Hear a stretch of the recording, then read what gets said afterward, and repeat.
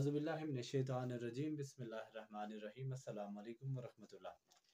तमाम व्यूअर्स को, तमाम देखने वालों को रफ़ाकत एकेडमी में खुश आमदीद, वेलकम। उम्मीद है आप खैरियत से होंगे। फ़िज़िक्स का जो हमारा सिलसिला जारी था, काइनेमैटिक्स के 2 लेक्चर जो हैं वो बकाया इंशाल्लाह वो भी जल्द अपलोड होंगे। उस चैप्टर के 2 लेक्चर जो हैं वो अभी तैयार हो रहे हैं और वो जल्द इंशाल्लाह अपलोड होंगे। आज जो हम काम कर रहे हैं ये जी आज हम शुरू कर रहे हैं डायनेमिक्स। काइनेमैटिक्स के फ़ौरन बाद जो 3rd चैप्टर है हमारा वो आ जाता है डायनेमिक्स का। अब काइनेमैटिक्स में हमने मुख्तलिफ जो टर्म्स थे related to motion of objects, तो वो हमने डिस्कस किए। आज भी हम सेम मोशन को यानी डिस्कस करेंगे, लेकिन डायनेमिक्स डायनेमिक्स का लफ्ज़ जो है इसकी अगर आप बात करें तो ये ग्रीक वर्ड जो है derived from the Greek word. कहाँ से ये डिराइव किया गया? ये ग्रीक वर्ड से, which is used for the force. ये फोर्स के लिए यूज़ होता है। और जो डेफिनेशन है अगर बात करें मोशन ऑफ ऑब्जेक्ट्स और by analysing the cause of the motion, यानी branch of physics which deals with the study of motion of objects by analyzing the cause of motion। अच्छा, काइनेमैटिक्स में cause को discuss नहीं किया जाता था। इसमें how, उसमें था कि how यानी body, how a body move। तो इसमें क्या है, why a body move, यानी उसमें हम how को स्टडी कर रहे हैं और इसमें why, वजह को स्टडी कर रहे हैं कि क्यों जो है वो बॉडी मूव कर रही है।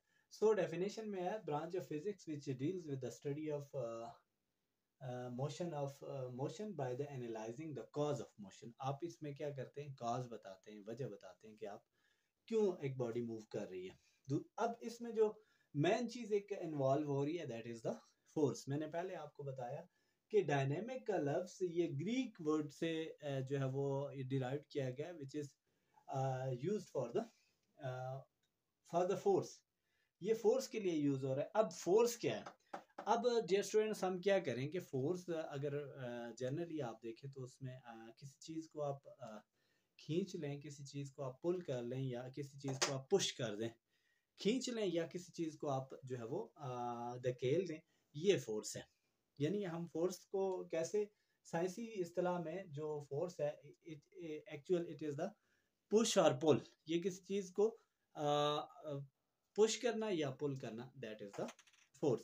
दूसरे लफ्जों में अगर हम फोर्स की मजीद थोड़ा सा अगर हम इसको देखें तो साइंसी तौर पे हम इसे कहेंगे कि force is agent which move or tend to move a body. जो किसी भी बॉडी को, किसी भी जिस्म को, किसी भी ऑब्जेक्ट को मूव करवाती है या फिर मूव करवाने की कोशिश करती है, दैट इज द फोर्स। अब हम देख लें कि मूव क्या है। ये आपका कंसेप्ट क्लियर होना बहुत ज़रूरी है कि मूव क्या है और टेंड टू मूव क्या है। जब आप एक चीज़ पे फोर्स एक्सर्ट कर रहे हैं, जब एक चीज़ पे आप फोर्स लगा रहे हैं तो वो मूव कर रही है।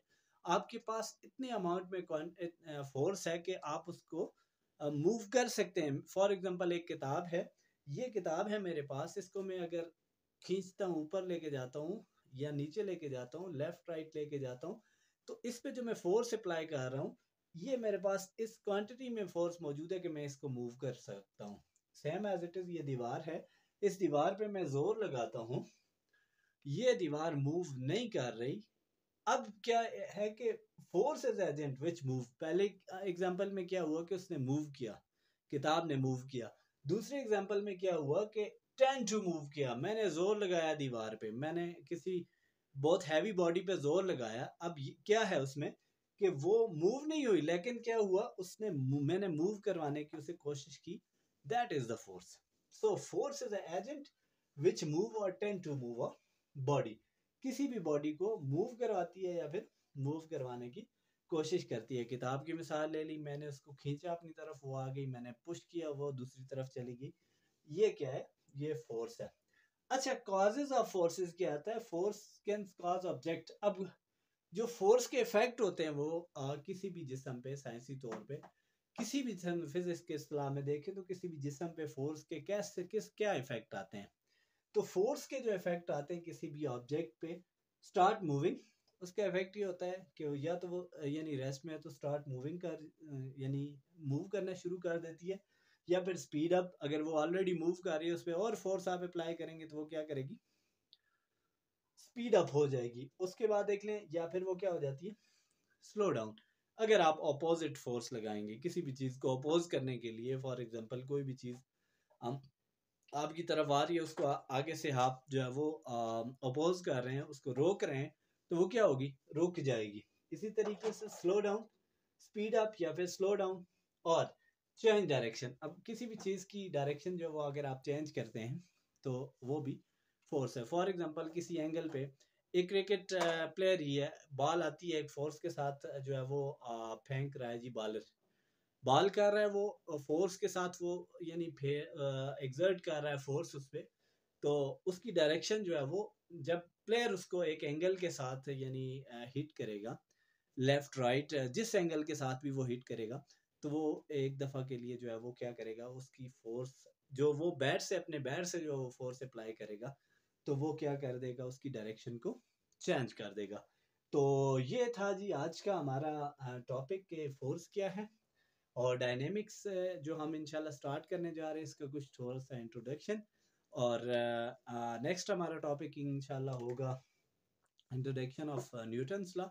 न्यूटन लॉ की इंट्रोडक्शन किया और इंशाल्लाह कल के लेक्चर में हम न्यूटन का फर्स्ट लॉ पढ़ेंगे। फिर भी अगर कोई भी सवाल है ज़रूर आप कमेंट सेक्शन में मुझे बताएं। मकसद ये था कि आपको ये कॉन्सेप्ट क्लियर करवा दिया जाए कि फोर्स क्या है, उसके कॉजेज क्या है, डायनेमिक्स क्या है, डायनेमिक्स में हम किन चीज़ों को स्टडी करते हैं। ये था जी आज का हमारा फोकस, आज का हमारा जो टॉपिक था। इंशाल्लाह कल एक नए लेक्चर के साथ आपके खिदमत में हाजिर होंगे।